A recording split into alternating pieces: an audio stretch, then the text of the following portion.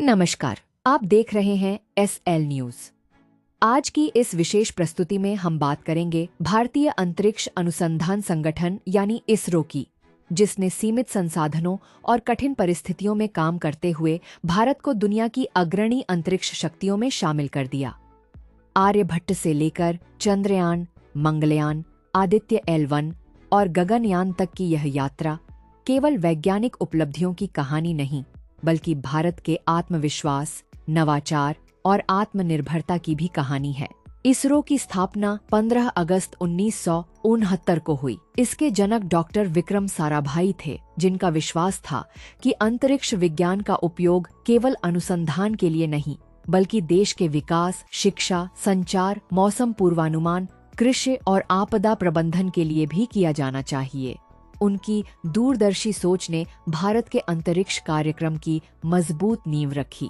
शुरुआती वर्षों में संसाधनों और आधुनिक तकनीक की कमी थी। भारतीय वैज्ञानिकों ने सीमित बजट में कठिन परिश्रम किया। उस दौर की कई प्रेरणादायक कहानियां आज भी सुनाई जाती हैं, जब रॉकेट के उपकरण साधारण साधनों से लॉन्चिंग केंद्र तक पहुंचाए जाते थे। यही संघर्ष आगे चलकर भारत की सबसे बड़ी ताकत बना। 1975 में भारत का पहला उपग्रह आर्यभट्ट अंतरिक्ष में भेजा गया।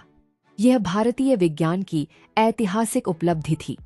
इसके बाद रोहिणी उपग्रह भारत के अपने रॉकेट से सफलतापूर्वक कक्षा में स्थापित हुआ, जिसने देश की लॉन्च क्षमता को दुनिया के सामने साबित किया। इसके बाद PSLV polar satellite launch vehicle ने इसरो को वैश्विक पहचान दिलाई। इस रॉकेट ने भारत के साथ साथ कई देशों के उपग्रह सफलतापूर्वक लॉन्च किए।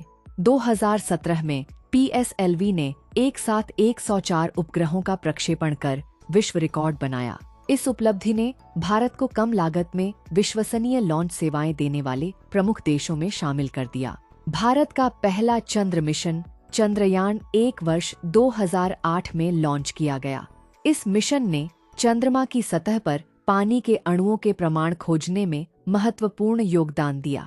यह खोज अंतरिक्ष विज्ञान के इतिहास में एक बड़ी उपलब्धि मानी जाती है और इससे पूरी दुनिया में इसरो की प्रतिष्ठा बढ़ी। इसके बाद 2013 में लॉन्च हुआ मंगलयान भारत के सबसे सफल मिशनों में से एक साबित हुआ। भारत अपने पहले ही प्रयास में मंगल ग्रह की कक्षा तक पहुंचने वाला दुनिया का पहला देश बना। इस मिशन की कम लागत और उच्च सफलता ने दुनिया को भारतीय वैज्ञानिकों की क्षमता का परिचय कराया।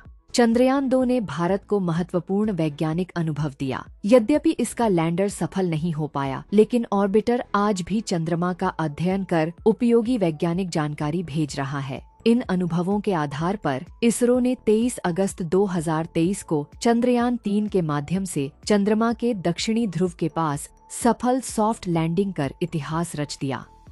भारत ऐसा करने वाला दुनिया का पहला देश बना। इसके बाद इसरो ने आदित्य L1 मिशन के माध्यम से सूर्य के अध्ययन की दिशा में भी महत्वपूर्ण कदम बढ़ाया। इस मिशन से वैज्ञानिकों को सूर्य की गतिविधियों और उनके पृथ्वी पर प्रभाव को बेहतर ढंग से समझने में सहायता मिलेगी।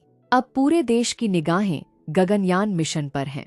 यह भारत का पहला मानव अंतरिक्ष मिशन होगा, जिसके माध्यम से भारतीय अंतरिक्ष यात्रियों को भारतीय तकनीक से विकसित अंतरिक्ष यान में अंतरिक्ष भेजा जाएगा।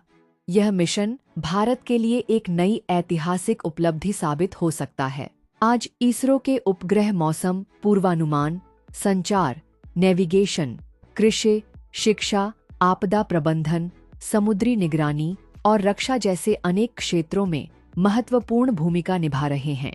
चक्रवात, बाढ़ और प्राकृतिक आपदाओं की समय पर जानकारी देने में भी भारतीय उपग्रहों का बड़ा योगदान है।